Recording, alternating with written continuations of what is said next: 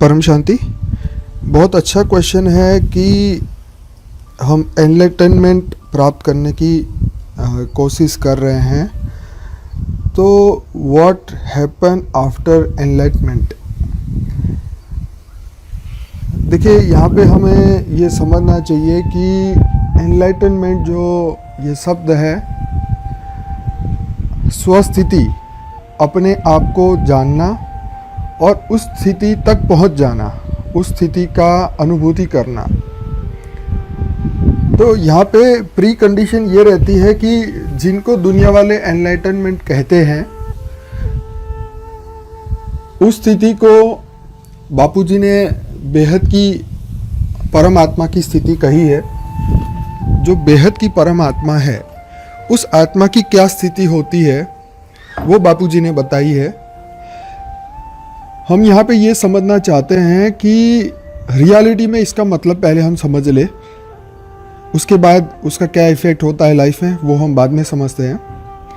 पहले अपने सोर्स का ज्ञान, मैं कौन हूँ, कहाँ से आया हूँ, मेरा रियल स्वरूप क्या है, क्या मैं ह्यूमन था 198 करोड़ साल पहले, मैं कौन था, और ये इतने with the passage of time, इतने समय के बाद अब क्या हूँ मैं। तो अपने ओरिजिनल स्वरूप की अनुभूति और उसको, उस अवस्था को पाना ही एनलाइटनमेंट है। अब दुनिया के हिसाब से जो वो मानते हैं वो बात अलग है, पर बापूजी ने बेहद के ज्ञान के हिसाब से जो बताया कि इस स्थिति के बाद जीवन में क्या होता है।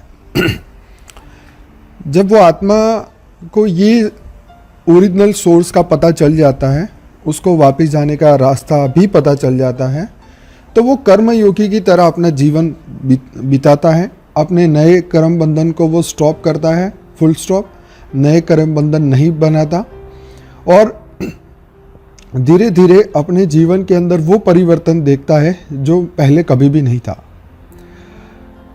हर पल, हर सेकंड उसके दिल और दिमाग के अंदर अपने परमपिता, उसके क्रिएटर, बेहद के परमपिता, बेहद के बाप को याद करना, जो उसकी, जिन्होंने उसकी आत्मा को रचा है। हमारी आत्मा को जिसने रचा है, हम उसी को याद करते हैं। अपनी स्वस्थिति क्या थी? अपनी स्वस्थिति वो थी जो रियलिटी में आज एज ए ह्यूमन आई हम कभी देख नहीं पाते, ना कोई देख पाता है, पर हम आत्म स्वरूप में रह के उसकी अनुभूति कर सकते हैं। तो एनलाइटमेंट की जो बात है, वो आने के बाद जीवन में ऐसा परिवर्तन आता है, कर्म योगी की तरह हम जीवन अपना निभाते हैं और नए कर्म बंधन को स्टॉप करते हैं। अपने सोचने का, जीवन जीने का तरीका बदल जाता है। गॉसिप, परचिंतन, ये सभी नेगेटिव चीज़ें जो है हमारे जीवन से बहुत दूर चली जाती है। किसी को दुख नहीं देना, कष्ट देना, ये चीज़ों का हमें ख्याल भी नहीं आता। और जब ऐसी परिस्थिति, ऐसी चीज़ें हमारे जीवन में होने लगे, तो हमें समझना चाहिए कि हम धीरे धीरे उस अवस्था में पहुंचने लगे हैं जो रियलिटी में हमें पहुंचना था और है। तो ये तभी हो सकता है जब हम परमात्मा से ये पावर ले।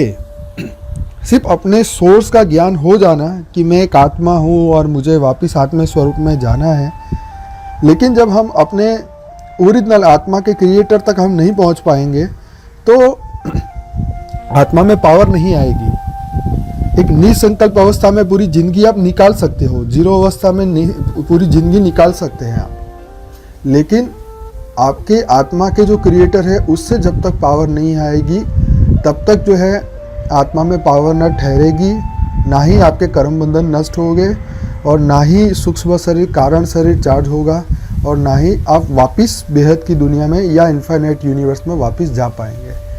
तो अपनी स्वस्थिति को पाने के लिए अपने क्रिएटर से कंटिन्यू आपको उनसे जुड़ा ही रहना पड़ेगा।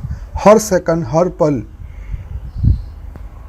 उसी को याद करते हुए, उसी की याद में मस्त रह के ही आप उस अवस्था को कंटिन्यूस कर सकते हैं, और तभी आत्मा में कंटिन्यू पावर आती रहेगी, और तभी आत्मा के जो विकर्म जो हर पल आपके मन, बुद्धि और संस्कार जो है वो बन के आपके सामने आ रहे हैं। क्योंकि जैसे जैसे एक सेकंड बीत रही है आपके जीवन की, तो वो कर्म बंधन आपके सामने आ रहे हैं। लेकिन आप उस नई सेकंड में अगर आप परमात्मा से जुड़ते हैं, तो उन सेकंडों से आपका सुख और दुख की जो अनुभूति आने वाली थी वो न्यूट्रलाइज हो जाती है। मतलब आप सुख और दुख से परे हो जाते हैं।